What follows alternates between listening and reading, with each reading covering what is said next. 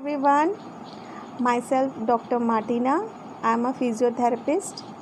Today I am here to wish you all Happy World Blood Donor Day 2020. For today, 14 June 2020 is a day which is World Blood Donor Day, celebrating worldwide. For this day, the theme is Save Blood and Saves Life. Save blood, saves life. And slogan for today is give blood and make the world a healthier place. Now comes thing, when we think of donating a blood, it is a very nice gift that we can give to the needful to save their life. Okay, now for the person who is giving the blood and who is receiving the blood, the person who gives the blood is called donor and the person who receives the blood is called receiver. For a donor who is giving the blood, he should be fit and healthier, and he should not have any transmissible diseases. The age of that person should be in between 18 to 65 years old, and when we go on the vital, his or her pulse rate should be in between 50 to 100. Blood pressure, his or her should be in between. Okay, for systolic it should be in between 100 to 180 mmHg, and for diastolic it should be between 50 to 100 mm of Hg. Now comes the hemoglobin. Hemoglobin should be 12.5 gram per dl minimum. Body temperature, it should be normal body temperature, that is 37.5 degrees centigrade.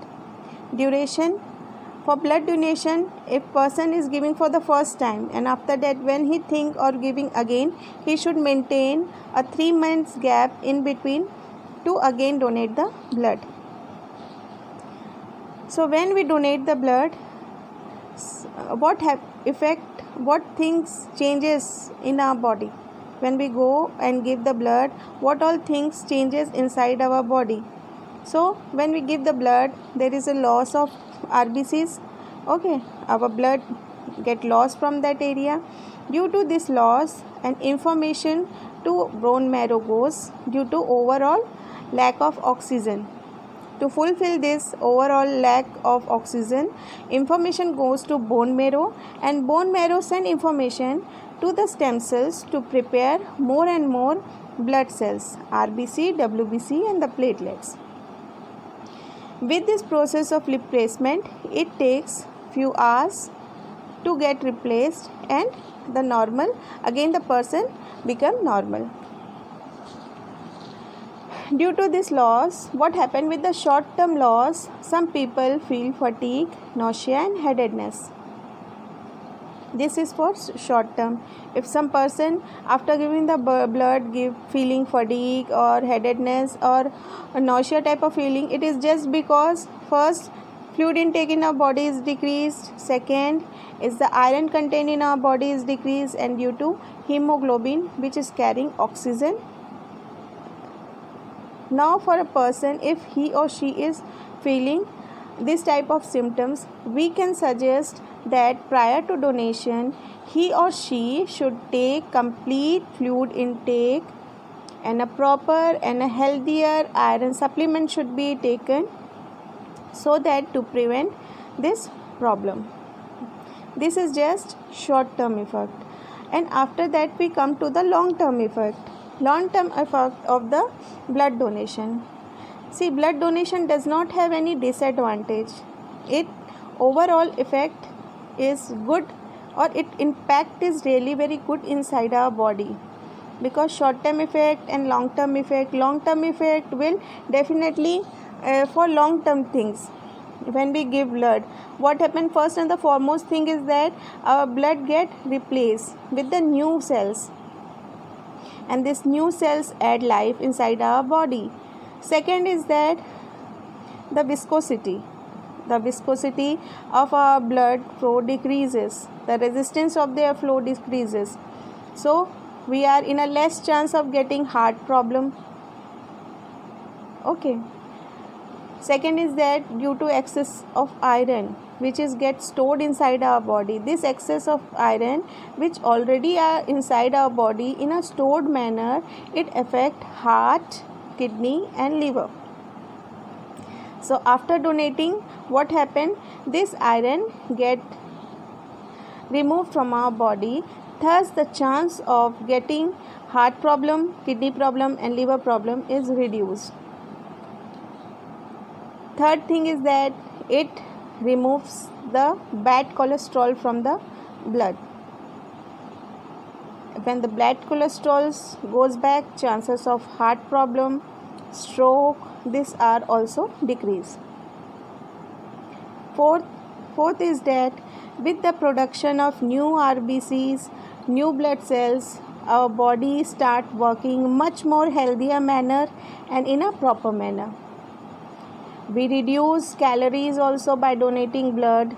Okay, our obesity also decreases, and overall our body systems get healthier.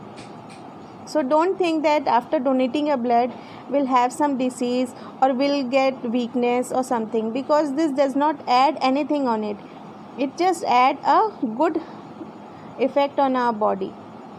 And I suggest that every 3 to 4 months we should go and give blood, donate blood. Now for when we are giving blood, it is having short term effect also, it is having a long term effect also. But one thing we should keep in mind, that before going to or before giving blood or after donating blood, what all things we should keep in mind.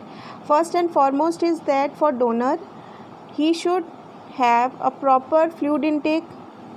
Okay, prior he should have a light iron. Iron should be added in their diet. Okay, don't go for any junk food, don't go for any cheesy product or fatty product. Go for milk product, because the milk product are rich in riboflavin and vitamin B2 that helps in hemoglobin production. Fourth is that avoid caffeine, coffee or coke after donating blood or prior to it, because coffee is a diuretics and its effect is that it lose the water get lost more when we take diuretics, and coffee is a caffeine. So these all things should be kept in mind, and an interval should be kept in mind, because body to make up with the RBCs, plasmas, hemoglobin, iron recovery, it takes maximum 2 to 4 weeks. Okay, so definitely we should help donating blood, because 2% of the cancer children are in needful of blood. Other elder blood cancer people, 22% they are in need of. In orthopedic surgeries and other surgeries, in road traffic accident, when we lost blood, this add helpful to them to treat, and heart problem patient and kidney problem, liver problem, this donating blood can give them a new life. So in my suggestion, every one of us, if we are aware of to save life of others, we should definitely today go and donate blood and give them a gift of living in the world. Thank you. Stay healthy, stay healthy. Bye. Take care.